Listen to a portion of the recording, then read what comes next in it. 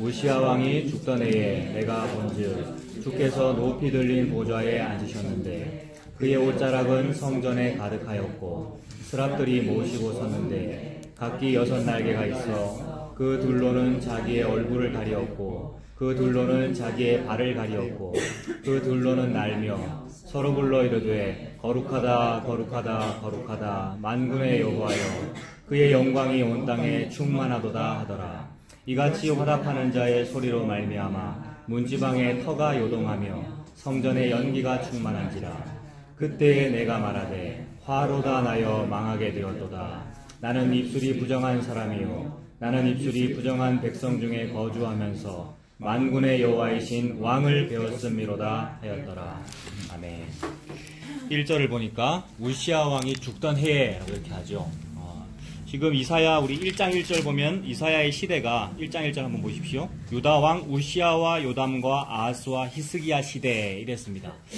그러니까 이사야가 일했던 그 시대가 우시야부터 히스기야 때까지 이렇게 볼 수 있는데 6장 1절을 시작하면서 우시야 왕이 죽던 해에라고 했는데 뭐 이제 역사적으로 따지면 BC 한 740년경입니다. BC 740년경이니까 이제 그 당시를 이제 우리가 볼 수 있겠죠. 역사에서도 찾아볼 수 있고 성경에서 찾아볼 수 있는데 이제 우시야 왕이 죽던 해라고 했으니까 우시야 왕이 누구인지 우리가 먼저 한번 살펴보도록 합시다. 우시야 왕은 유다 전체 역사여서 대왕이라고 불릴 만큼 훌륭한 왕이었거든요. 무슨 왕 중에서 대왕이라는 말 들으면 엄청난 거잖아요. 우리나라도 세종대왕 이러면 그거 영어로 하면 세종 더 그레이트 이러죠. 이름 뒤에다 더 그레이트 붙이면 엄청난 왕이잖아요. 우시야 왕도 그레이트라는 말이 붙을 정도로 대왕이란 말입니다. 52년간 다스렸대요. 문하세가 54년인가 55년인가 다스렸는데 그 다음으로 이제 오래 다스렸죠. 다른 왕들은 그렇게 오래 다스린 왕 없단 말입니다. 근데 우시야는 52년간 다스렸는데 또 부국 강병을 이뤘으니까 엄청난 왕이죠. 그래서 우시야 왕은 유다 역사에서 대왕이라고 할 만큼 훌륭한 왕이었습니다. 그 우시야에 대해서 자세하게 설명하고 있는 그 부분 한번 찾아봅시다. 역대하 26장. 역대하 26장 한번 보세요. 구약 690페이지.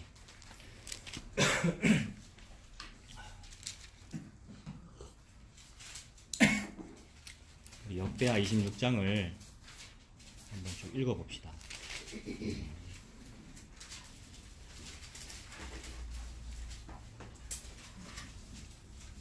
예, 690페이지 역대하 26장 1절부터 봅니다.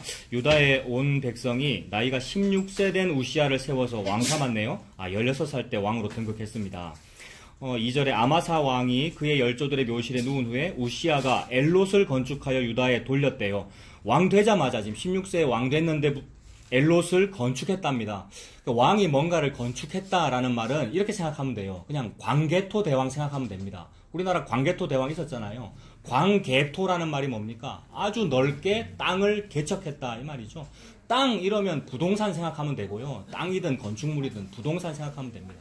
그래서 뭔가 권력을 부과하는 왕은 항상 뭔가 토건하고 관련이 있어요. 토건, 뭔가 땅을 개척해가지고 더 넓히든지 아니면 그 땅에다가 위로 뭘 짓든지, 그러니까 옆으로 많이 넓히는 거나 위로 많이 짓는 거나 같은 겁니다. 왜냐하면 위로 많이 지으면 그걸 뭐라 그러죠? 뭐 건평이라 그러나? 평수가 넓은 거잖아요. 많이 넓히는 거, 이게 토건인데 그런 거를 또 뭐 대부호 아니면 토건족 이렇게 부르죠. 역사적으로 가만히 보면 권력자들은 항상 토건족하고 관련이 있더라고요. 그래서 이거 뭐 음모론 이래가지고 프리메이슨 이런 얘기도 하던데, 프리메이슨이 뭐 건축하는 그런 사람들이거든요. 뭐 건축하고 건물 잘 짓고 땅 넓히고 그거하고 이제 권력하고 또 결탁시켜서 음모론 보기도 하는데 뭐 그거는 좀 많이 확장된 것이고, 아무튼 핵심은 뭐냐면 권력 이러면 부동산입니다. 권력 이러면 땅이라고요. 근데 땅은 누구 거냐면 하나님 건데 인간이 내가 그거 한번 소유해 보겠어 이거잖아요. 그래서 오늘날도 마찬가지죠. 자본주의든 공산주의든 어디서든지 권력자는 땅과 부동산, 뭐 재산 이런 거하고 관련이 있더라고요. 전에 북한 얘기 많이 말씀드렸는데 북한이 똑같다는 점에서 저 너무 위로받았습니다. 거기는 지상낙원이 아니고 공산주의 공동분배를 외치고 있는데 똑같이 돈 가지고 토건족 하고 있더라고요. 그래서 무슨 어떤 공산당원 중에 높은 사람이 돈을 많은 게 아니고, 그러니까 아파트 많이 가진 사람이 귀족이더라고요. 북한도 똑같이. 그거 다 달러 가지고 하고 있죠. 그런 거는 다 뭐 이제 그 해외에 이제 노동자 수출했을 거 아니에요. 우리나라하고 똑같거든요. 우리도 옛날에 간호사 독일에 가고 광부 간 것처럼 그들도 외화를 벌어야 되기 때문에 그걸 열심히 했는데, 그거 하다가 일단 일반 인민 중에서 돈이 좀 생긴 사람이 있죠. 그 돈 가지고 이제 막 건축해가지고 막 그렇게 하고 있더라고요. 그래서 이 얘기 잠깐 곁으로 새는데, 그 참 저는 감사한 게, 우리도 지금 우리는 좋은 사회야, 자유주의 사회야, 민주주의 사회야라고 하고 있는데, 우리도 똑같이 여당이 있고 야당이 있잖아요. 그 여당과 야당이 있어서 뭐 여러 가지를 하고 있는데, 북한도 똑같더라는 거죠. 북한도 여당이 있고 야당이 있습니다, 여러분. 그거 북한의 여당은 어디겠어요? 북한의 집권당은 조선노동당, 공산당이고, 근데 북한에는 야당이 있을 수 없지 않습니까? 원리적으로. 근데 야당이 있더라고요. 야당이 뭐냐 하면, 그 어떤 그 라디오에 나와서 그분이 그러던데, 장마당이 야당이라 그러더라고요. 장마당이. 근데 이 말이, 장마당 아시죠? 시장. 북한은 시장 경제가 아니니까 시장을 인정하지 않잖아요. 근데 옛날부터 시장 항상 있었거든요. 그러니까 인간이 있는 곳에는 시장이 있습니다. 근데 제가 지금 하고 싶은 말은 뭐냐 하면, 그 시장이 자연적으로 형성되는 거잖아요. 정권에서는 그 시장 하지마, 시장 경제 그거는 남조선이나 하는 거야, 하지마라고 했는데, 사람들끼리는 은근히 물물 교환하고 뭐 이렇게 돈 거래하고 이렇게 했을 거 아니에요. 자연적으로 시장이 형성되는데, 형성된 그 시장을 백성들이 좋아해요. 권력자가 막을 수가 없는 거예요. 백성들은 그거 왜 좋아하겠습니까? 시장 경제를. 공산주의 사회 살면서도 시장 경제를 왜 좋아하겠습니까? 돈이 먹고 사는 거고요. 돈이 돈을 버는 것이고, 작게 투자해서 많이 벌고 싶은 것이고, 결국 궁극의 목적은 내 먹고 사는 걸 하고 싶다 이거예요. 그래서 내 먹고 사는 일에 장마당이 필수적이라는 것을 체감한 거죠. 누가? 백성들이. 그러고 있는데, 겉으로는 우리 김일성 주석이 최고예요, 우리 김정일 위원장이 최고입니다라고 하고 있단 말입니다. 근데 속으로는 안 섬기고 있는 거죠. 근데 그거를 김일성 때는 안 됐던 것 같아요. 김일성 때는 그걸 눌렀고, 또 김일성이 잘 채워줬어요, 백성의 요구를. 왜냐하면 그 당시에 김일성이 훨씬 잘 살았잖아요, 우리 남한보다. 어른들은 기억하실 것 같아요. 우리 남한은 힘들었는데 김일성이 훨씬 잘 살았고, 북한에는 전기 사정도 좋았고, 무기도 좋았고, 그죠? 그래서 그때는 백성들이 김일성한테 이제 순종했단 말입니다, 어느 정도. 그리고 항일 운동도 했고, 막 이러면서 영웅이라 생각했는데, 김정일 때부터는 그게 안 됐다는 거예요. 왜 안 됐느냐 하면, 먹고 사는 문제 힘들거든요. 그래서 겉으로는 김정일이 최고 지도자입니다라고 하면서도 사실은 뭐를 믿고 살고 있는 겁니까? 장마당 믿고 살고 있는 거예요. 근데 그게 이제 점점 심화돼가지고 지금은 북한이 실제로 그렇다는 거예요. 근데 이게 참으로 저는 다행으로 느껴지는 것이, 북한이나 남한이나 똑같이 인간은 지 먹고 사는 거를 믿고 사는구나, 이거예요. 그러니까 수천 년 전에 그 구약시대 때 사무엘 당신의 아들들은 우리 다스리는 거 내가 인정 못하겠습니다. 나는 우리를 다스릴 왕이 있어야 내가 되겠습니다. 라는 이 말이, 나 먹고 사는 것과 나의 부국강병을 좀 이루어 주십시오를 요구하는 거잖아요. 그래서 생명을 요구해야 되는데 생존을 요구하는 거란 말입니다. 떡을 달라고 기도를 해야 되는데 돌을 달라고 기도하는 거란 말입니다. 그래서 근데 요 기도 때문에 사람들이 예수님을 죽이는 거잖아요. 근데 거기에 대해서 하나님께서는 결국 예수님을 주시죠. 제가 지금 무슨 말을 하고 있느냐 하면, 인간은 어디나 똑같이 죄인이더라는 겁니다. 일부 어떤 사람은 북한은 뭐 괜찮은 파라다이스라고 말하는데 아니었어요. 북한도 파라다이스가 아니고 여전히 겉으로는 김정은이 우리의 왕이에요라고 하면서 다른 왕을 막 구하고 있어요. 그 왕은 지 부동산이고 자기 아파트고 자기 돈이고 막 이러고 있더라는 겁니다. 그러니까 모든 인간의 본능 속에 토건족 되고 싶은 마음이 있는 거죠. 어떤 부호가 되고 싶고 부자가 되고 싶고 부동산 많이 가지고 싶고. 그래서 그러한 마음을 잘 이렇게 부자가 되게 해주는, 옛날에 그런 광고도 있었죠. 뭐 부자 되세요, 부자 되세요라는 그 광고 카피가 언제 나온 겁니까, 여러분? 여러분 부자 되세요 이거 기억 안 나세요? 김정은 탤런트가 그 광고 멘트 몇 년도에 나왔는지 생각나십니까? 저 대학교 2학년 때쯤이거든요. 그때가 IMF입니다. IMF 때 가장 많이 히트쳤던 말이, 여러분 부자 되세요.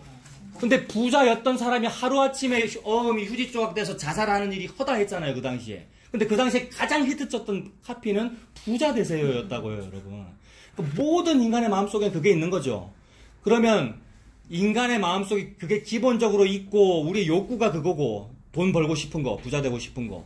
그다음에 우리 귀가 가려운 이유도 그거예요. 내 귀에 그런 소리 들려달라는 거죠. 근데 왕이 되자마자 그 말을 들려준 왕이 있으니 그가 우시야다 이 말입니다. 왕 되자마자 엘롯을 건축하여 유다에 돌렸더라. 크게 무슨 4대 강이니 뭐니 엄청난 어떤 사업을 해가지고 경제 부흥을 일으켜 나라에다가 부국 강병을 이루어졌다 이 말입니다. 언제요? 등극하자마자. 왕은 원래 등극하자마자 원래 인기가 좋아요. 아무것도 안 해도. 근데 이 사람은 등극하자마자 지지율이 엄청 나겠죠. 그 말을 제가 지금 하고 싶어서 그런 겁니다. 2절에 바로 엘롯을 건축해 유다에 돌렸다. 3절 보십시오. 우시야가 왕위에 오를 때 나이 몇 살이에요? 16세 이 일을 했습니다. 예루살렘에서 몇 년간요? 52년간. 엄청 긴 거예요. 다른 왕들에 비하면. 52년간 다스리니라. 그의 어머니의 이름은 이거였다. 4절. 우시야가 그의 아버지 아마샤의 모든 행위대로 여호와 보시기에 정직하게 행했답니다. 아이, 잘했네요. 그죠? 정치도 잘하고 여호와 보시기에 정직하게 행했어요. 그러면 백성들이나 선지자나 제사장들이 딱 볼 때 어땠겠어요? 먹고 사는 것도 해결해주고 예수도 잘 믿어. 얼마나 좋아요. 우리 그런 대통령 안 뽑았습니까? 아니, 과거를 떠올려보세요. 먹고 사는 것도 잘해주면서 장로인 사람 대통령 뽑고 싶었잖아요, 우리가요. 지금 그걸 말하는 거란 말입니다. 하나님의 시사점이. 여러분, 그 얘기예요. 그래서 여호와 보시기에 정직하게 행했어요. 5절에 하나님의 묵시를 밝히 아는 스가랴가 사는 날에 하나님을 찾았답니다. 여기 스가랴서 기록한 그 스가랴와는 동명이인입니다만은 어떤 선지자가 있었겠죠. 그 스가랴라는 선지자가 사는 날에 하나님을 찾았다라고 하는데 이 말 속에 이미 복선이 딱 깔려 있죠. 선지자가 사는 날에 하나님을 찾았다라는 말은 하나님 무슨 말씀하고 싶은 겁니까?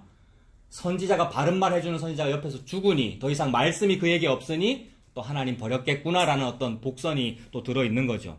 사는 날 동안에 하나님 찾았고 그가 여호와를 찾을 동안에는 하나님이 형통하게 하셨더라. 아, 나중에는 또 하나님 버렸구나 이게 느껴지죠. 그러니 그도 참 사람이네요. 우리가 그러하고요. 여러분 배부르고 등 따시면 또 버리고 그래서 사사기의 로테이션이 우리에게도 일어나고 그러잖아요.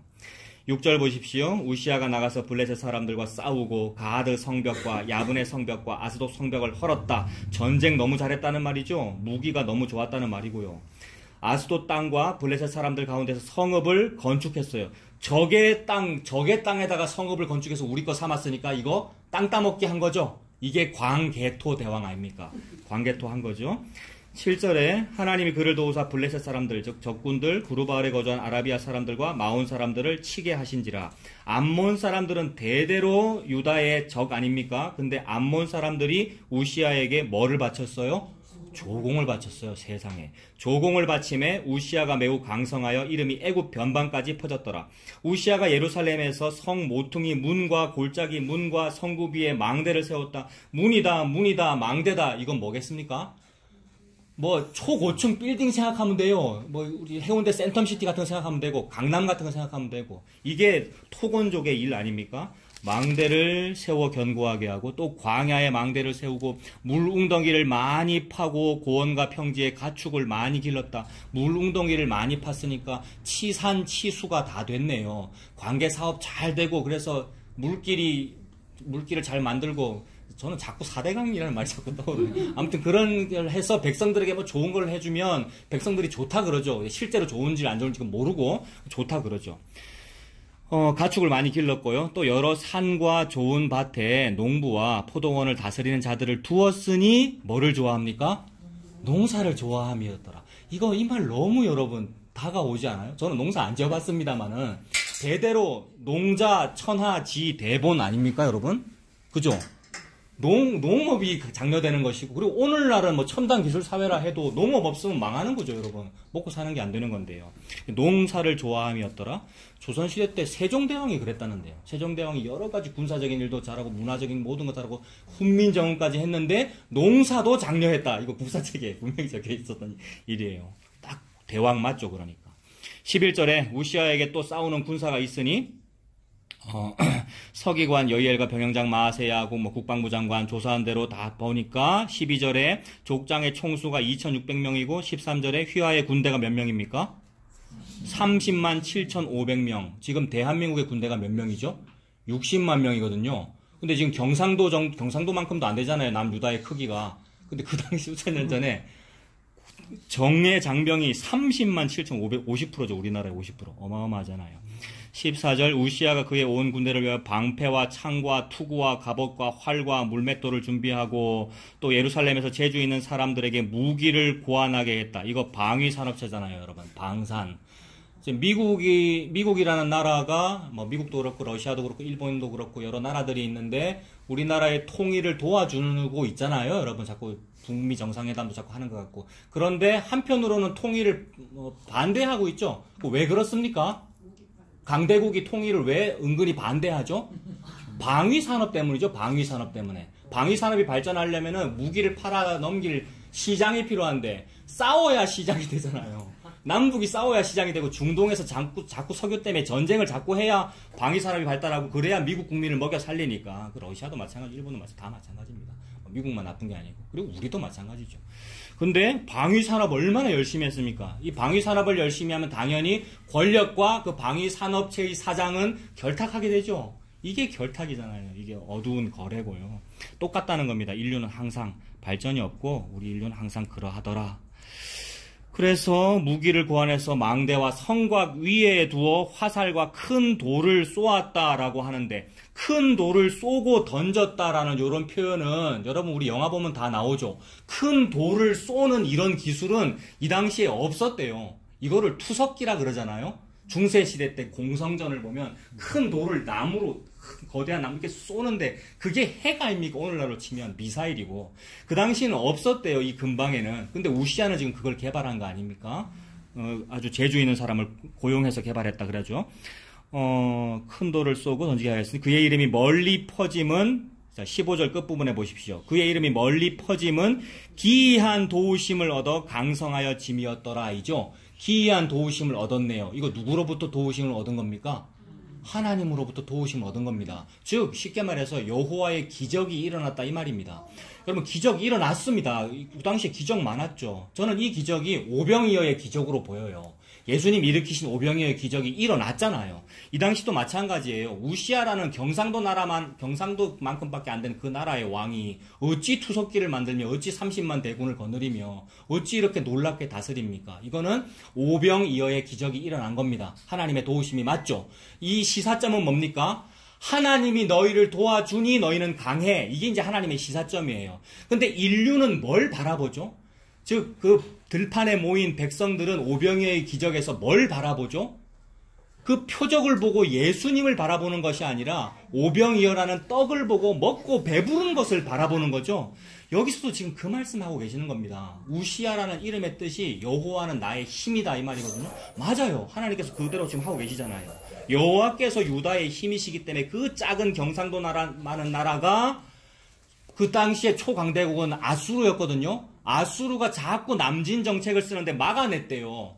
북이스라엘은 못 막아냈잖아요, 여러분. 북이스라엘은 못 막아내서 이제 4대 뒤에 망하거든요, 이제. 히스기야 때쯤에 돼서 이제 북이스라엘은 망한단 말입니다. 근데 남유다는 굳건하게 버텼고, 또 어떤 다른 숭실대학교 기독교학과 교수님 강의에 인터넷에서 들은 적이 있는데, 다른 나라는 전부 그 당시 아수르에 조공을 바치는데, 남유다에는 조공 바친 자의 명단에 없대요. 그 말은 안 바쳤다는 얘기죠. 버텼다는 말이잖아요. 오히려 암몬한테는 조공을 받았고. 얼마나 강한 겁니까? 그것이 하나님의 도우심이 맞아요. 근데 그 도우심을 받았던 우시아 왕이나 남유다의 백성이나 다 이 기이한 도우심을 받고서 뭐 바라봤겠습니까? 여호와 하나님 안 바라보고 우시아 바라보더라 이겁니다. 심지어 우시아의 왕실 서기관이며 선지자였던 오늘의 주제 이사야도 우시아 바라본다 이 말입니다. 여러분, 예수님이 저와 여러분에게 오병이어 기적을 일으켜 주셨어요. 옛날에 2000년 전에도 그랬고 지금도 그렇고요. 예수님의 기적이에요. 오병이어 기적이. 근데 딱 일어나면 우리는 뭐 바라봅니까? 예수님 안 바라봅니다. 오병이어 바라보죠, 여러분. 그 일이 비일비재하잖아요. 지금도 기적도 아닙니다만 신비한 일이 일어났다고 하면서 그 사람을 높이잖아요. 그 기적을 높이고요. 그것 때문에 간증이 얼마나 많고 이단이 얼마나 많고 또 이단 아니라는 우리 정통 교회라는 곳에서 그걸 얼마나 많이 했습니까? 우리가 다 봤고요. 실제로 그런 강사들 초빙해서 많이 했고요. 사람들은 예수님 안 바라봅니다. 나한테 기적이 일어나고 싶은 것이고 내 병 낫고 싶은 것이고 나 먹고 살고 싶은 거죠. 그러고 있습니다. 하나님께서 치십니다. 그러니까 16절입니다. 기이한 도우심을 얻어서 강성해졌는데 16절에 그가 강성하여짐에 그의 마음이 교만하여 악을 행하여 그의 하나님 여호와께 범죄하되 곧 여호와의 성전에 들어가서 향단에 분향하려 한지라. 향단에 분향한다는 말은 쉽게 말해서 기도한다고도 볼 수 있고 또 제사장의 일이잖아요. 하나님께서 딱 분리해 놓으셨잖아요. 왕의 일과 제사장의 일을 딱 분리해 놓으셨는데 감히 이 왕 지금 예수님 하나님 잘 믿는 사람입니까? 안 믿는 사람입니까? 잘 믿는 사람이에요. 잘 믿는 사람이기 때문에 내가 오늘 분향 한번 할게 라고 하면서 왕복 딱 입고 왕관 쓰고 지성소에 들어갔다는 말이죠. 제사장만 하는 것인데 이제 구분이 안 되는 거예요. 왜 구분이 안 되냐면 교만해서 신앙이 너무 좋아서, 이건 조금 역설적인 표현입니다. 신앙의 그 진심이 너무 갸륵하면 그게 곧 교만이더라고요, 여러분. 하나님 앞에서 저는 아무것도 아닙니다. 이게 사실 믿음이 큰 것인데 그게 아니고 저는 하나님 앞에 좀 됩니다 라고 이렇게 높인 거죠. 그래서 제사장 잠깐 쉬어, 오늘 내가 한번 해볼게라고 하면서 한 거죠. 이게 사울왕도 그렇잖아요, 여러분. 전쟁을 앞두고 사무엘을 기다리지 못하고 자기가 직접 제사 집전하려 하다가 결국 버림받는 거잖아요. 그래서 향단에 들어가 분향하려 합니다. 근데 놀랍게도 17절에 제사장 아사랴라는 사람이 나와요. 아사랴라는 말과 우시야라는 말은 스펠링은 약간 다릅니다만 같거든요. 발음 비슷하죠. 우시야라와 아사리야 같은 말이거든요. 그러니까 제일 끝에 야로 끝나니까 야훼를 말하는 것이고, 그러니까 야훼, 여호와의 뭐다라는 뜻이에요. 우시야는 여호와의 힘이다 이 말이고, 이 아사랴는 여호와의 도움이다 이런 말이거든요. 같은 말이에요. 그러니까 힘 받아서 도움 받는 거잖아요. 똑같은 이름을 가진 사람인데 정반대의 일을 하는 거예요. 놀라워요, 여러분. 똑같은 이름을 가진 사람인데 정반대의 일을 해요. 지금 이 제사장 아사랴, 이 사람은 대제사장입니다. 대제사장 아사랴가 지성소 들어가고 막 해야 되는 거잖아요. 대제사장 아사랴가 여호와의 용맹한 제사장 80명을 데리고 그의 뒤를 따라 들어가서 우시야 왕 곁에 서서 그에게 이르되 우시야 왕이시여, 여호와께 분향하는 일은 왕이 할 바가 아닙니다. 당신이 할 바가 아닙니다라는 이 말을 하면서 나가세요라고 그랬어요. 그 뒤에 보면 오직 분향하기 위하여 구별함을 받은 아론의 자손 제사장들이 할 바이니 성소에서 나가세요. 너 나가, 이 말. 여러분, 대통령한테 이런 말 할 수 있겠습니까? 대통령이 옛날에 아까 말씀드렸던 그 토건 사업을 열심히 하고 있을 때, 즉 우리나라의 경제 부흥을 시킬 때요, 여러분. 우리나라 경제 부흥 어떻게 했죠? 새마을 운동도 했고 경제개발 5개년 계획, 저 이거 옛날에 사회 시간에 막 열심히 해왔는데 몇 년부터 몇 년까지면 그 모든 정권 전부 군사 정권이었죠. 그 당시에 그 군사 정권이 하나님 잘 믿었습니까? 안 믿었습니까?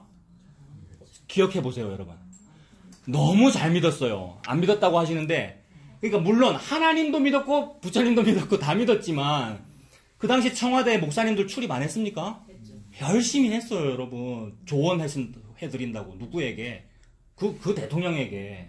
그래서 그게 국가조찬 기도회잖아요, 여러분. 근데 국가조찬 기도회도 했고 불교 승려 모임도 했고 뭐 다 했죠, 물론. 다 했습니다만 일단 그런 거를 좋아하는 크리스찬의 입장에서는 아이고 저 대통령께서 그래도 기독교를 좋아하시는구나로 해석된단 말이에요. 그래서 이런 말도 있었죠. 뭐 참 부족하긴 하지만 그래도 요압 장군 같다 이렇게 말 안 했습니까, 옛날에, 여러분? 군사 정권의 그 대통령을 보고 요압 장군 같다고 이렇게 평가했단 말입니다. 요압이 초반에 좀 잘했잖아요. 장군인데 개혁 일으켰잖아요. 요압이 아니고 예후. 예. 그런 거죠. 근데 그때에 그 국가조찬기도에 제 어릴 때 담임 목사님도 가시고 그랬습니다. 총회장 출신 이러니까 높은 목사님들만 불려가시잖아요. 그래서 내 선배, 꽤 높은 어떤 대학생 선배는 교회 대자보 붙이더라고요. 국가조찬기도에 가면 안 된다고. 물론 여러 가지 평가 가능합니다만.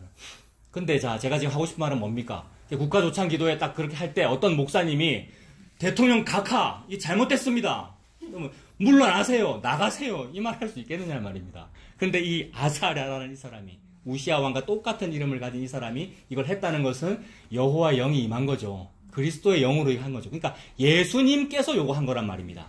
예수님께서 성소를 깨끗하게 하신 거죠. 즉 예수님께서 성전에서 네 나가라고 한 거죠. 이게 뭡니까? 요한복음 2장에 성전 청결 뒤집어 엎어버리시는 거죠. 놀라워요. 그래서 제사장이 들어가서 나가세요 라고 했습니다. 19절에 그랬더니 우시야가 손으로 향로를 잡고 분향하려 하다가 뭐를 합니까? 화를 냅니다. 얼마나 무서웠을까요? 왕이 각하께서 이 화를 내면 얼마나 무서워 다 죽는 거잖아요. 근데 하나님께서 치셨어요. 화를 내니 그가 제사장에게 화를 낼 때에 여호와의 전 안 향단 곁 제사장들 앞에서 그의 이마에 나병이 생겼습니다. 문둥병 걸렸습니다. 이게 언제쯤인지 잘 모르겠는데 16세 때 왕 되고 나서 한참 엄청나게 오랫동안 잘 다스리다가 이제 나병 생긴 거예요.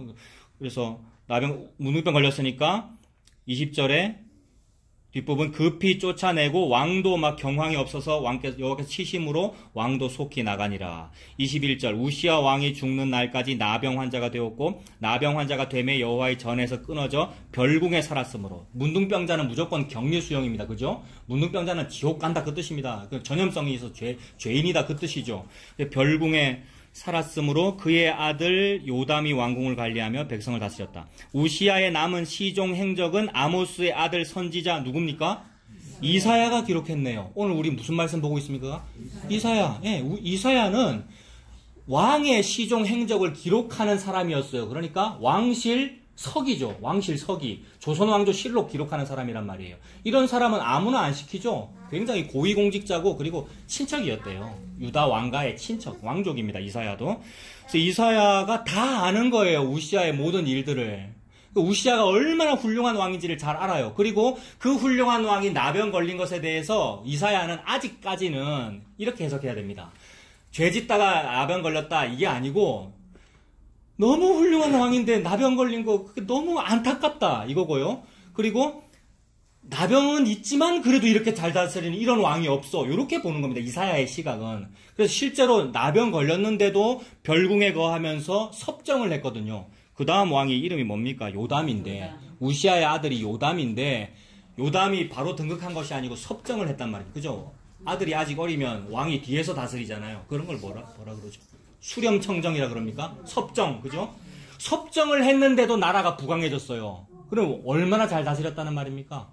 그 킹덤 오브 헤븐이라는 영화가 있는데 그 중세시대 영화인데 거기에 그 당시는 중세 유럽이 아무나 막 예루살렘에 가고 이랬습니다. 왜 갔겠습니까?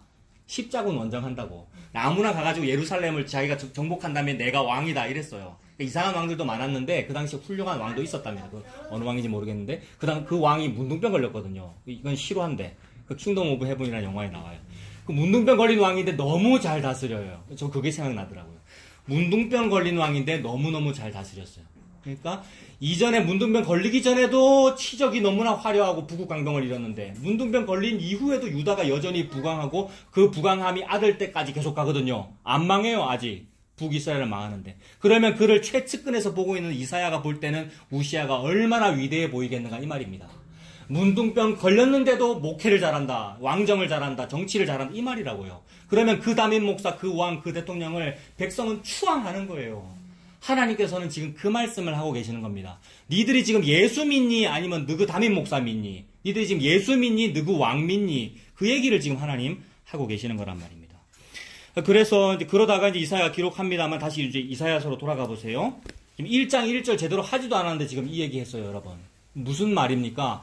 우시야 왕이 죽었다 이야기입니다. 6장 1절. 이사야 6장 1절에 그 우시야 왕이 죽었다 이 말입니다. 너무너무 강한 왕인데 그가 죽었다라고 하는 것이 이사야와 그의 백성인 유다에게는 너무나도 큰 청천벽력으로 느껴지는 거죠. 평생 뭐 믿고 살았는데요? 우시야 믿고 살았고 오병이어 기적이라고 하는 경제 부흥 믿고 살았단 말입니다. 먹고 사는 거 믿고 살았단 말이에요. 먹고 사는 거 믿고 살고 게다가 내가 믿는 예수도 그 먹고 사는 거를 해결해 주더라를 믿고 사는데 그거를 하루아침에 싹 없애버린 거죠. 죽여버린 거예요, 하나님께서. 그것이 지진이 일어나는 고통입니다, 여러분. 실제로 안 그럴까요, 여러분? 죽음이 우리에게 다가올 때. 아까 우리 얘기했잖아요. 칼이 진짜 내 앞에 다가올 때. 진짜로 이거 땅이 요동하는 고통이고요. 하늘이 무너지는 고통 아니에요. 그런데 하나님은 무슨 말씀을 하시냐면 그때에 너에게 예수님이 보여. 이 말씀하셔요.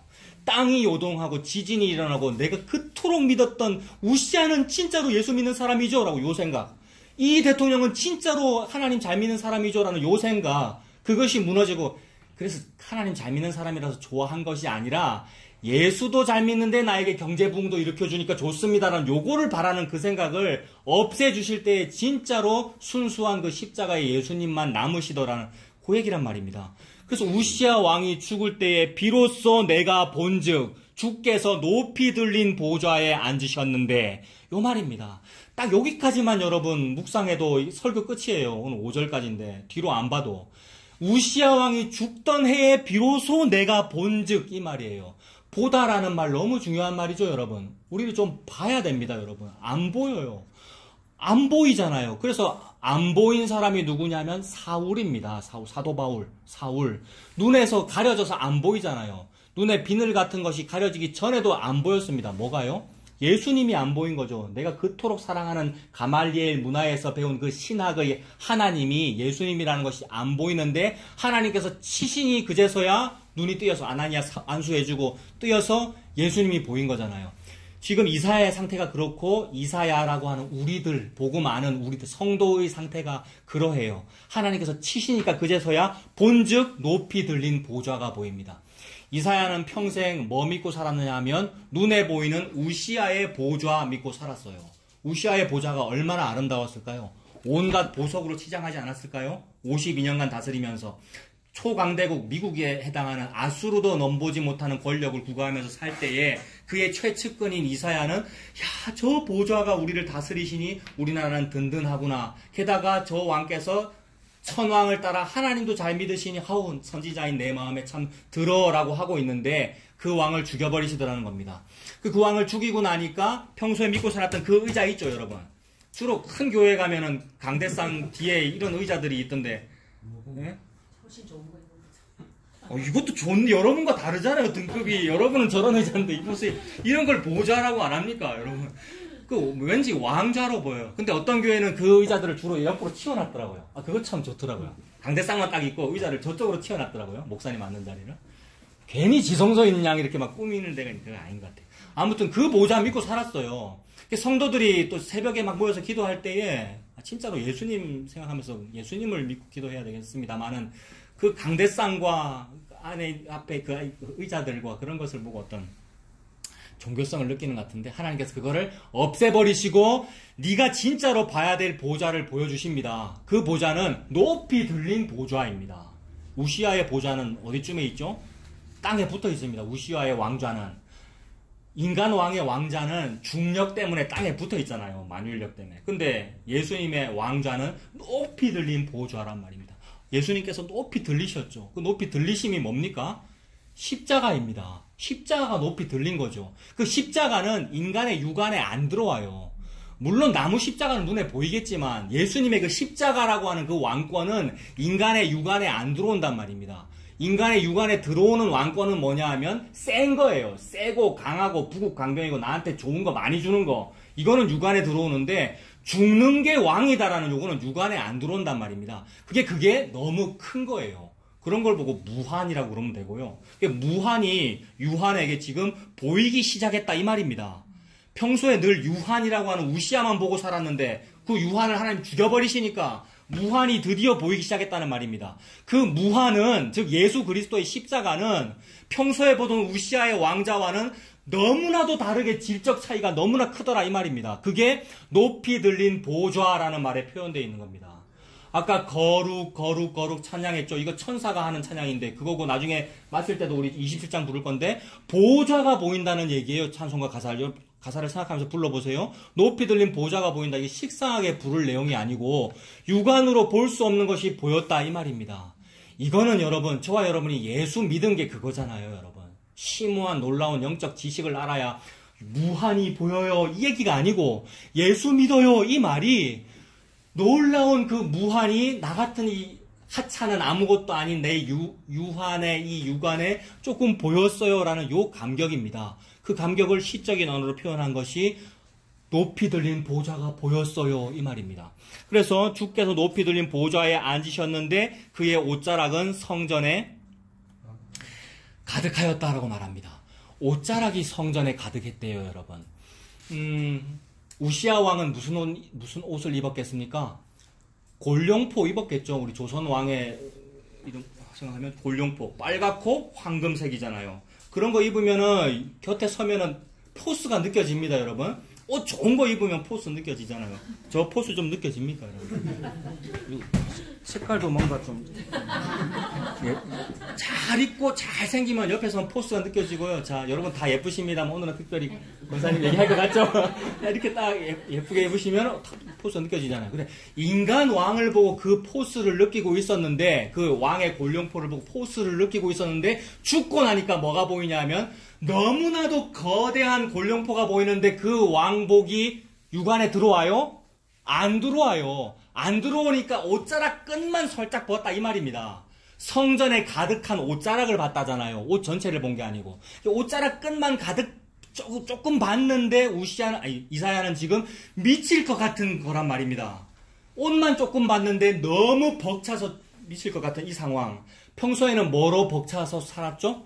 우시아로 벅차서 살았는데 지금은 예수님을 봤는데, 여러분 이거 예수님 본 거예요. 놀랍게도 이 주석책 있죠? 박윤선 주석 이사야 여기 6장에 보면 그가 그때 봤던 그 주님은 예수님이다 이렇게 적어놨어요. 놀랍죠? 우리가 이거 한때는 욕하던 그런 분이잖아요. 왜 뭐 목사의 딸이 했는데 신학은 훌륭한 신학이에요. 네덜란드 개혁 신학 우리나라에 가르쳐주신 목사님이란 말이에요. 그분의 성경 해석이 1절부터 5절까지의 그 주님은 예수님이다라고 써놨어요. 그리고 그걸 신약으로 근거해 나중에 찾아볼 거예요. 요한복음에 나와요. 이사야가 기록한 그 주님은 예수님이다라고 요한복음에 나온단 말이에요. 그 예수님을 보니까 하나님 뭐 강조하시는 거예요? 우시아나 무슨 담임 목사나 인간 시스템이 그게 아니고 예수님을 봐라. 볼래요, 볼게요 라고 하는데 안 보인다 이 말입니다. 너무 거대하셔서. 그 거대하신 분을 여러분이 지금 믿고 있는 거예요. 이게 얼마나 놀라운 감격입니까? 즉 너무 거대하셔서 내 육안이나 내 속에는 안 들어오시는 분인데 들어왔다라는 이 말씀을 하고 계시는 거예요. 너는 내 안에 나는 너 안에. 그래서 나를 먹고 마셔라 이 말이잖아요. 우리가 성찬식이 그거고 먹고 사는 밥이 그거잖아요. 예수님을 먹고 사셨으니 예수님이 어디 안에 들어가 있습니까? 이 안에 살과 피로 있대요 예수님께서. 그래서 이거를 거쳐 삼아서 하나님께서 사신대요 이 안에. 이 얼마나 놀라워요. 이게 예수님 믿는 거죠. 심오한 무슨 다른 영적 지식이 있어야 되는 것이 아니고 이렇게 예수님을 믿는 거죠. 이사야가 지금 그 경험을 하고 있는 겁니다. 요런 거를 보고 거듭난다 그러면 되고요. 이사야는 평생 그러니까 하나님 잘 믿는 사람입니다. 모태신앙인이고 여러분 신학자고 이 사람은 지금 선지자고. 근데 이제서야 하나님이 보이는 경험이에요. 여러분 이게 회개잖아요. 저와 여러분의 회개입니다. 예수님 만났다는. 그래서 그 옷자락이 이제 보이는 거예요. 이 옷자락이라는 말 속에 또 놀라운 어떤 상징이 들어있죠. 옷자락이라는 말 속에 복음이 들어있죠. 제가 그냥 쭉 읽어드릴게요. 그 마태복음 14장 36절에 다만 예수의 옷자락에라도 손을 대게 하시기를 간구하니 손을 대는 자는 다 낫더라. 사람들이 물론 이 사람들은 오병이의 기적이나 신유의 기적 이것 때문에 몰려온 사람들입니다만은 시사점이 뭐예요? 옷자락만 손만 대도 낫는다라는 그 점을 통하여 이 무한이 거대한 무한이 너희 유한에게 왔다라는 것을 하나님께서 말씀하시는 거죠. 그러고는 그것이 또 누구에게로 이렇게 집중되냐면 마가복음 5장을 제가 요거 읽어드릴게요. 여러분 다 아시는 얘기 12해를 혈루증으로 알아온 여자가 있어서 뭡니까? 군중이 막 밀고 당기고 하고 있는데 옆에 가서 옷자락 끝에만 손을 대어도 내가 나을까 합니다. 예수님께서 딸아 네 믿음이 너를 구원하였으니 평안히 가라. 네 병에서 놓여 건강할지어다 이렇게 말씀하시죠. 요 옷자락이 의미하는 바가 뭡니까? 바로 딱 요거 생각하면 되죠. 그 룻과 보아스의 관계. 룻이 밤에 보리밭에 찾아가가지고 그 시어머니가 시켰습니다. 물론 믿음으로 하나님께서 주신 거죠. 그리스도의 영이 임할 걸 알았죠. 그래서 당신의 옷자락으로 저를 덮어주십시오라는 요 상태가 수로보니게 여인의 상태입니다. 주인의 밥상에서 떨어지는 것만 해도 괜찮아요. 그러니까 다 먹지도 못해요. 여호와 하나님 너무 커서 육안에도 안 들어온단 말입니다. 옷자락만이라도 괜찮아요. 이것이 복을 다 받은 겁니다, 여러분. 무슨 월급을 많이 받을 겁니까? 하루 일당만 딱 받으면 돼요. 왜냐하면 그 하루 일당도 받을 자격이 없거든요. 왜요? 퇴근 시간 다 돼서 불려왔잖아요. 포도원 품꾼 비유, 그죠? 나는 전혀 못 봤는데 세상에 다 줬다 이 말입니다. 옷자락만 조금 보인 거 또는 옷자락만 조금 스친 거 이게 다 받은 거예요. 그러니 딸아 네 믿음이 너를 구원하였다. 네 병에서 놓여 건강할지어다. 무슨 병 걸렸습니까 우리가? 우시아 믿고 사는 병 걸렸습니다. 여러분 우리가 토건족 믿고 사는 병, 부귀 영화를 믿고 사는 병에 걸렸다고요. 죄라고 하는 병에. 근데 그 네 병에서 놓여 건강할지어다 말씀하시잖아요. 그리고 우리 스가랴서에서도 살펴봤는데 만군의 여호와가 이같이 말하노라. 그날에는 말이 다른 이방 백성 10명이 유다 사람 하나의 옷자락을 붙잡고 매달릴 것이다. 그 유다 사람 하나가 누구면 됩니까? 예수님이면 되는 거죠. 예수님 바지가랭이 잡으면 되는 거예요. 그러니까 무슨 우리가 거대한 어떤 성화로운 사람이 되는 것이 아니라 예수님 바지가랭이 잡고 그 치마폭에 쌓여서 가려지면 되는 거란 말입니다. 왜요? 자격이 없으니까요. 자격이 있으면 내 얼굴 딱 내밀고 이렇게 딱 내세우겠는데 자격이 없으니까 예수님 자격 속에다가, 예수님 옷자락 속에다가 숨어야죠.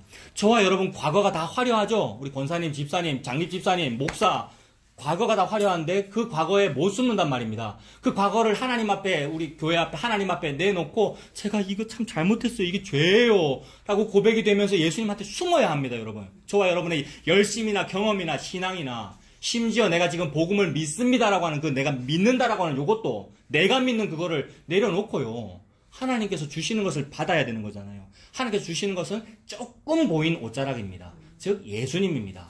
그 말은 세상은 싫어하는 거죠.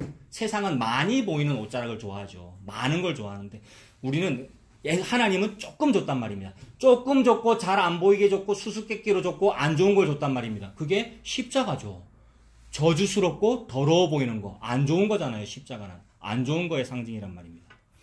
그 옷자락으로 덮어주심이 은혜입니다. 죄를 안 짓는 게 은혜가 아니고요. 죄를 안 짓는 게 은혜고 믿음이 좋은 건 줄 알았는데 아니고, 그게 은혜가 아니고 죄를 지었으나 그 죄를 예수님의 보혈로 옷자락으로 덮어주시는 것이 은혜입니다. 그래서 지성소 속에 있는 언약궤 뚜껑을 보고 뭐라 그러죠?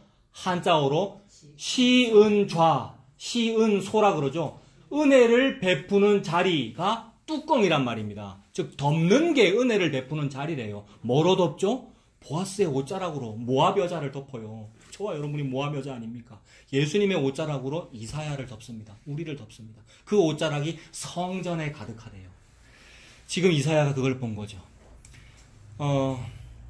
우시아는 우리를, 이사야를 덮어주지 못합니다. 부귀영화는 나를 덮어주지 못합니다. 잠깐 생존을 연장시킬 뿐 생명을 주지는 못합니다. 그 이사야에게서 우시아가 사라지니까, 1장 1절이죠. 6장 1절. 우시아 왕이 죽던 해에 비로소 예수님이 보입니다. 예수님이 여기서 누굽니까? 그러니까 보좌 위에 높이 들려쓰고 그 보좌에 앉아 계신 분이, 이 옷자락을 흩날리고 계시는 분이 예수님이죠. 그리고 2절입니다. 2절 보니까 스랍들이 모시고 섰는데 각기 6날개가 있어요. 날개가 하나, 둘, 셋, 넷, 다섯, 여섯. 천주교 무슨 신화 이런 거 보면 그런 천사들 되게 많이 나오거든요. 천주교는 그런 걸 좋아하는 것 같더라고요. 그죠? 천사도 등급이 있어서 1등부터 몇 등까지 있는데 이 스랍은 1등 천사예요. 치천사라 그러더라고요. 치성천사. 1등 천사, 최고로 높은 천사입니다. 이 스랍이요. 뭐 세라핌 이렇게 부르는데 불의 천사입니다. 스랍이라는 말은 히브리어로 불에 해당되더라고요. 태우는 거. 너무너무 뜨겁고 불의 천사. 날개가 6이라고 하는데 제가 이런 설교도 많이 들었고, 저도 옛날에 이 6장 자주 설교했는데 그때도 저 그렇게 설교했어요. 뭐라 그랬냐면 날개가 6개니까 하나, 둘, 셋, 넷, 다섯, 여섯이니까 2개의 날개로는 얼굴을 가리고, 여기 적혀있죠. 2절에 끝에 2개의 날개로는 발을 가리고 나머지 2개의 날개로만 하늘을 난다. 제가 이거 청년 때부터 여기서 받았던 은혜는 뭐냐면, 맞아, 내가 훌륭한 청년이었거든요. 교회 생활, 신앙생활 열심히 하는. 그러니까 내가 열심히 하는데 칭찬받으려고는 안 해야지. 그래서 날개로는 얼굴 가리고 열심히 하는 발 가리고 나머지 2개의 날개로는 하늘 난다. 하늘 난다는 말은 날개 하나 가지고 못 날죠. 2개 가지고 날 수 있잖아요. 즉 천사는 하늘을 날아야 천사거든요. 즉 자기의 정체성을 유지하는데 자기 능력의 최소치만 사용하는 거죠. 2개를 사용하는 게 최소치만 사용하는 거잖아요. 4개 가지고 날지 않고 6개 가지고 날지 않고. 즉 자기를 유지하는데 최소치만 사용하고 나머지는 겸손한데 사용해라라고 저도 그렇게 설교했고 설교를 들었거든요. 근데 그게 안 되더라는 겁니다. 여러분. 안 돼요. 날개로 얼굴 가리고 발 가리고 겸손하게 해야 되는데 참 안 되고, 얼굴 가렸는데 그 가린 얼굴 속에서 뭐 하고 있습니까? 누가 내 안 봐주나? 내가 얼굴을 가렸다는 요 사실을 좀 누가 몰라주나? 이게 우리가 그러고 있는 거예요. 그래서 어떻게 해야 됩니까? 그러니까 예수님 믿어야 됩니다. 요 말씀대로 여기서 교훈을 받아 얼굴을 가리는 이 일을 하고 있는 그것도 내가 지금 교만이니까 그 말은 방법이 없다 이 말이죠. 나는 겸손할 방법이 없다. 나는 이런 천사같이 고매할 방법이 없다. 나는 아예 해결 방법이 없다 이 말입니다. 그게 나는 방법이 없어. 전적 타락이야. 움직이지 못해. 나는 38년 된 병자야. 나는 아무것도 못해. 이 말이라고요. 그 말은 예수님 믿어야 된다는 뜻이죠. 나는 아무것도 못한다. 그러나 예수님 믿으면 됩니다. 이 말이 아니고 나는 아무것도 못하니까 예수님 믿어야 된다. 이 말입니다. 그러나가 아니고 그러므로입니다. 그러니까 아무것도 못하는 이것이 너무 귀한 거죠. 아무것도 못하는 죄인이라는 말이 너무 귀한 거란 말이에요. 왜요? 그게 예수 믿는 원인이 되잖아요. 여러분. 율법을 통하여 저와 여러분에게 뭘 자꾸 부각시키는 겁니까? 너는 이 율법을 아무것도 못 지켜를 부각시키는 거잖아요. 그러므로 율법은 귀합니까? 안 귀합니까? 너무 귀해요. 자꾸 율법 욕하니까 율법을 폐기하는 줄 알아요. 아니에요. 율법은 복음을 말하고 있는 겁니다. 율법을 통하여 예수님 믿게 된 겁니다, 여러분. 예수님 믿고 나니까 이제 율법은 아니군요. 이게 아닌 거예요. 율법은 너무 귀한 거예요. 오늘 오후 얘기가 그 얘기입니다. 갈라디아서는 그 말하고 있습니다. 그래서 내가 너무나 죄인이구나를 통하여 그러므로 저 예수님 믿을래요가 되는 이 일을 은혜라고 하죠, 여러분. 그래서 이 선사처럼 우리가 막 가리고 하는 것이 아니고 은혜로 되면 그렇게 하십시오. 은혜로 겸손하게 예수님을 섬기십시오. 그것이 안 되고 막 고통스러울 때는 그러므로 예수님 믿으면 된다. 그 얘기를 하고 있습니다. 3절입니다. 3절에 서로 불러 이르되 거룩하다 거룩하다 거룩하다 만군의 여호와여 그의 영광이 온 땅에 충만하도다 라고 합니다. 이거 누가 이렇게 찬송을 했다는 말입니까? 3절에 세라핌들이 스랍들이 이렇게 찬송을 불렀어요. 세라핌들은 그들의 입에는 죄가 없습니다. 무슨 천사들이 그냥 거룩의 어떤 존재죠. 성결의 어떤 존재인데 불이니까 죄를 태우는 이런 존재인데 그들이 여호와 하나님 즉 예수님을 찬송하는데 그들의 입으로도 그 거룩하다는 그 입으로도 예수님을 찬양할 다른 가사가 없어서 거룩하다 거룩하다 거룩하다 만군의 여호와여 이 말밖에 못해요. 이거는 돌림 노래래요. 거룩 거룩 거룩 이렇게 이 소리가 성전에서 막 공명을 이루면서 울리는 그 분위기를 생각해 보세요. 그 공명 소리가 아름다운 소리인데 동시에 이사야의 귀에는 뭐로 들리냐면 천둥 번개고 지진이에요. 이게 충격입니다, 여러분. 예수님을 진짜로 알았을 때의 충격이죠. 그래서 그때 터져나오는 말이 뭐가 돼야 됩니까, 여러분? 진짜 우리가 예수님을 믿는다면 화로다 나여 망하게 되었도다. 오늘 제목 화로다 나여 망하게 되었다. 천사는 거룩하다 거룩하다 거룩하다라고 찬송 부르고 있는데 그 소리가 우리에게는 지진이 일어나고 터가 막 요동하는 이 충격인데 우리는 막 좀 복음 알고 이랬다고 너무 교만해요, 여러분. 제가 교만하고 우리가 교만합니다. 복음 안다는 사람들이 교만하다고요. 화로다 나여 망하게 되었도다가 아니고 복음이라고 하는 훈장을 또 붙였어요. 자기 옷에다가 무화과 나뭇잎 옷에다가. 그게 아니죠, 여러분. 베드로가 예수님 만났을 때 기적을 체험했을 때 저는 죄인입니다. 저를 떠나주십시오라는 요게 터져나오면 마땅하잖아요.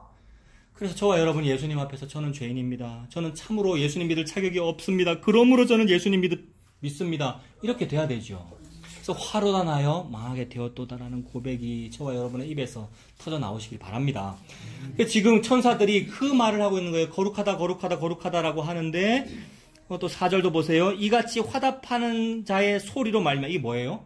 돌림 노래 부르는 그 찬양 소리의 공명으로 말미암아 문지방의 터가 어떻습니까? 요동합니다.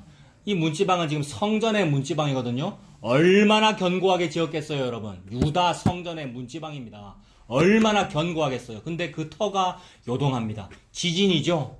예수님을 믿는다는 것은 지진이 일어난 충격이죠. 왜 지진이 일어나요? 내가 지금까지 믿었던 예수님이 아니거든요. 이게 지진이란 말입니다.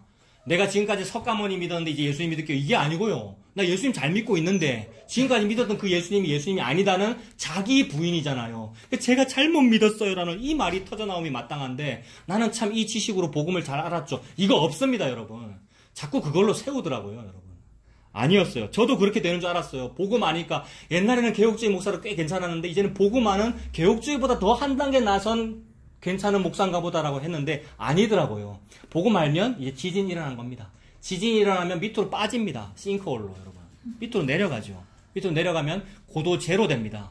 그래서 터가 요동하는 고통을 지금 충격을 이사야가 받고 있습니다. 이같이 화답하는 자의 소리로 말미암아 문지방에 터가 요동하며 성전에 연기가 충만한지라. 계시록에 보면 에스겔에도 마찬가지고요. 에스겔서에서도 무슨 바퀴가 나타나고 날개 달린 어떤 짐승들, 생물들이 나타나고 네 생물이 나오고 막 그런데 날개가 네 쌍이 있고 그다음에 요한계시록에도 생물들이 막 나타나고 그죠? 요한계시록을 보면 소아시아 7교회 다 얘기하고 나서 천사들 얘기가 나오는데 생물들이 나오고 날개가 6개 달리는데 노래 부르기를 거룩하다 거룩하다 거룩하다 똑같아요. 뭐죠 이게?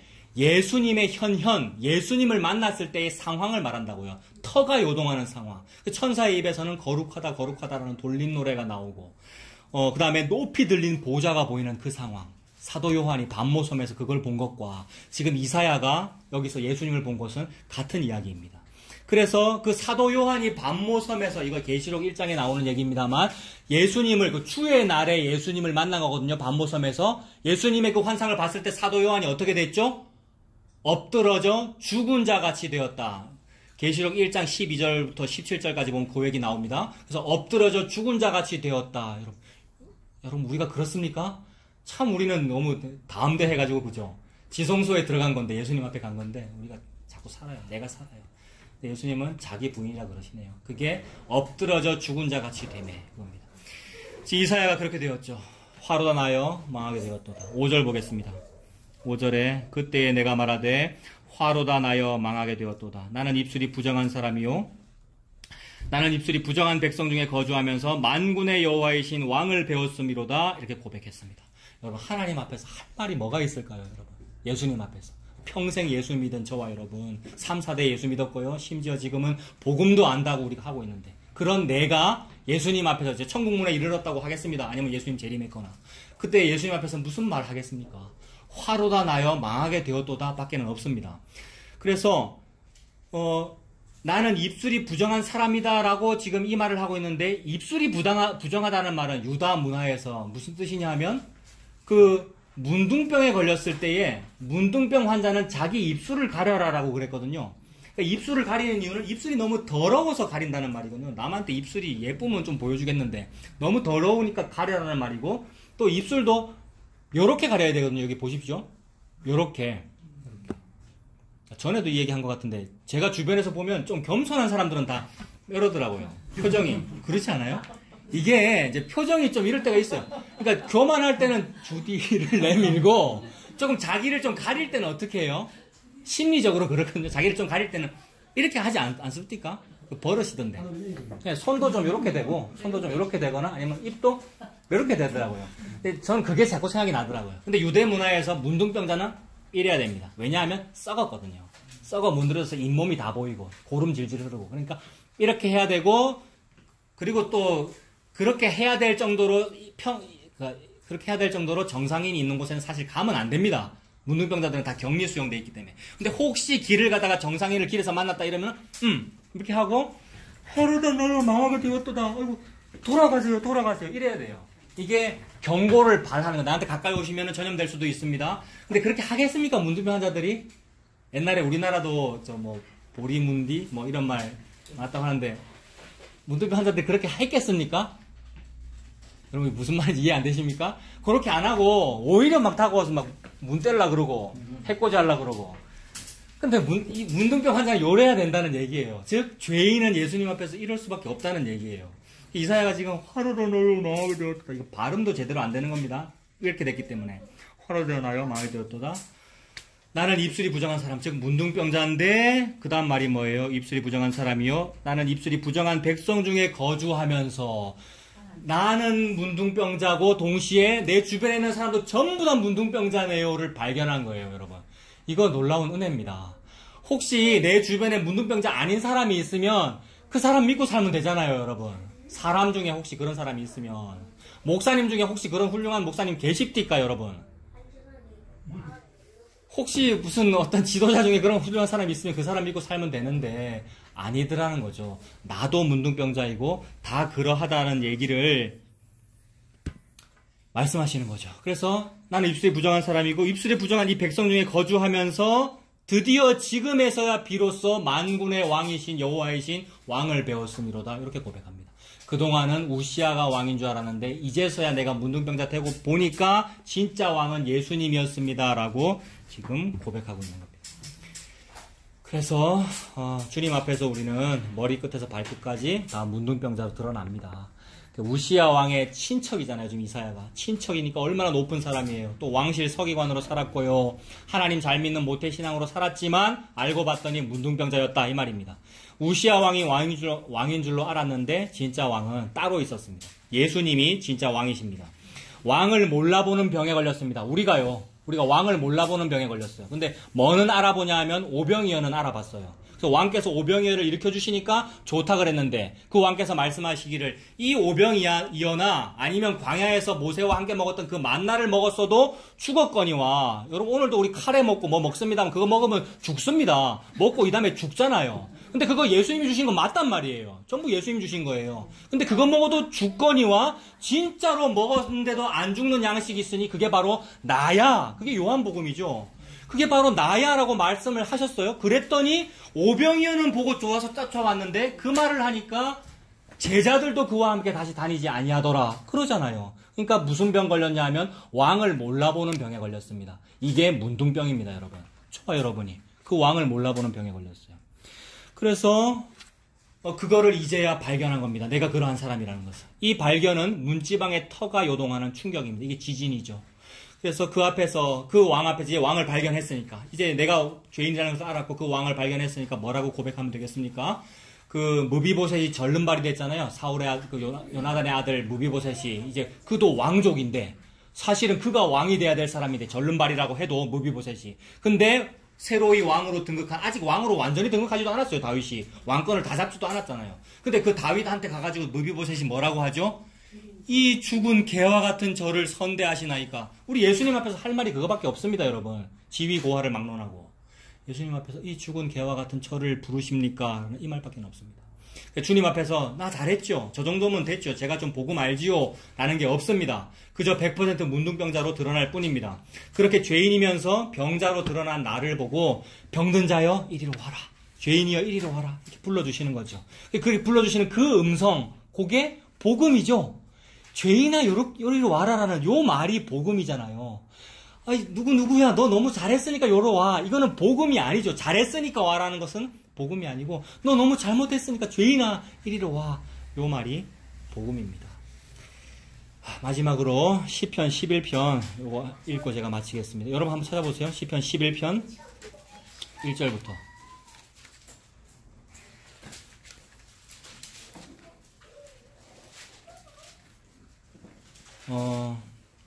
이 시편 11편을 우리 성경 개역 개정으로 읽을 때 조금 이해가 안 됐었는데, 그래서 시편 11편을 제가 여기다 쭉 써놓고 다르게 이제 해석을 막 하고 있었는데 새 번역으로 읽어보고 깜짝 놀랐어요. 전혀 반대의 얘기더라고요. 무슨 뜻이냐면 11편 1절에 보면 내가 여호와께 피하였거늘 너희가 내 영혼에게 새같이 네 산으로 도망하라 하면 어찌함인가. 여기까지는 맞아요. 여기까지는 우리 번역도 맞단 말이에요. 그러니까 내가 여호와께 피해야 됩니다. 여호와께 피한다는 말은 뭡니까?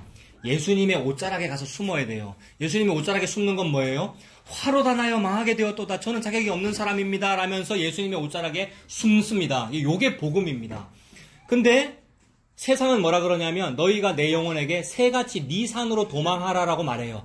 즉 세상이라고 하는 종교는 우리 보고 네 산으로 도망해. 너는 새같이 날 수 있잖아. 네가 힘이 있잖아. 네 산으로 네가 도망해. 그러면 살아. 그래서 네 산으로 네가 도망가는 그게 예수 잘 믿는 거라 그랬단 말이에요. 근데 아니었어요. 나한테 네 산으로 도망하라. 즉 자기 공로를 의지하라 하면 어찌함인가 라고 우리가 되물어야 됩니다. 그렇게 되물으면서 우리 뭐라고 고백하면 돼요? 저는 자격이 없는 사람입니다. 내 산으로 날아갈 내 날갯짓이 없습니다. 저는 힘이 없으니까. 못 날아가니까 옷자락에 숨는 거죠. 그래서 여호와께 피하면 됩니다. 그분이 피난처이지요. 예수님 옷자락에 피합니다. 그런데 2절에 세상이 이렇게 말하는 거예요. 그러니까 2절과 3절이 세상이 하는 말이더라고요. 저는 반대로 해석했는데 2절과 3절을 보십시오. 세상이 저와 여러분에게 이렇게 말합니다. 악인이 활을 당기고 화살을 시위에 먹이며 마음이 바른 자를 어두운 데서 쏘려 하는도다. 즉 세상이 세상이 악인인 거예요. 힘이 세가지고 내가 니를 죽일 거야. 니가 더 예수 잘 믿어야지. 더 예수 잘 믿고 니 공로를 의지해서 헌신봉사를 잘해가지고 그걸로 니가 천국을 가야지. 그렇게 안 하면 내가 너를 죽인다 라고 하면서 화살을 막 쏘려고 그러고 막 닥달을 하더라는 거예요. 희망 고문을 시키고. 그래서 마음이 바른 자를 어두운 데서 내가 너를 쏠 거야 라고 이렇게 막 하는데, 그러면서 3절에 터가 무너지면 의인이 무엇을 하랴 라고 합니다. 이게 지금 이런 식으로 번역되어 있으니까 잘 해석이 안 되는데 새 번역을 읽어드릴게요. 기초가 바닥부터 흔들리는 이 마당에 의인인들 무엇을 할 수 있겠는가? 라고 이렇게 말합니다. 기초가 바닥부터 흔들리는 이 마당에 의인인들 무엇을 할 수 있겠는가? 라고 세상이 말했단 말이에요. 자, 보세요. 이사야도 오늘 그거 경험했어요. 기초가 바닥부터 흔들리는 걸 경험했잖아요. 그때 이제 잘 생각하십시오. 아무것도 할 수 있는 게 없죠. 터가 요동하는 충격을 받았고 천사는 찬양 부르고 있는데 그 불로 지지고 있단 말이에요. 스랍 천사이기 때문에. 나는 지금 죽을 것 같단 말이에요. 그래서 아무것도 할 수 없어서 어떤 사람은 안 되는 거네요. 그거 뭐 율법 못 지키는 거네요. 세상 말이 맞네요. 터가 무너지는데 뭐 할 수 있는 게 뭐가 있어요. 라고 아무것도 아예 안 하는 사람도 있고 못하는 사람도 있고요. 실제로 세상도 기초가 바닥부터 흔들리는 이 마당에 네가 의인이 된들 무슨 소용이 있느냐라고 막 바른 말을 한단 말입니다. 근데 그때에 요게 이제 악인들의 조롱이에요. 이 악인들을 조롱하고 예수님을 향해서 또 성도를 향해서 막 비아냥거리는 겁니다. 근데 요때에 기초가 바닥부터 흔들리는 문지방의 터가 요동하는 요때에 우리가 뭘 해야 되느냐면 화로다 나여 망하게 되었도다라고 하면서 옷자락에 숨으면 된다 이 말입니다, 여러분. 아무것도 할 수 없다라고 하는 그게 복음이 아니고요. 우리가 하는 것은 옷자락에 숨는 겁니다. 예수님 옷자락에.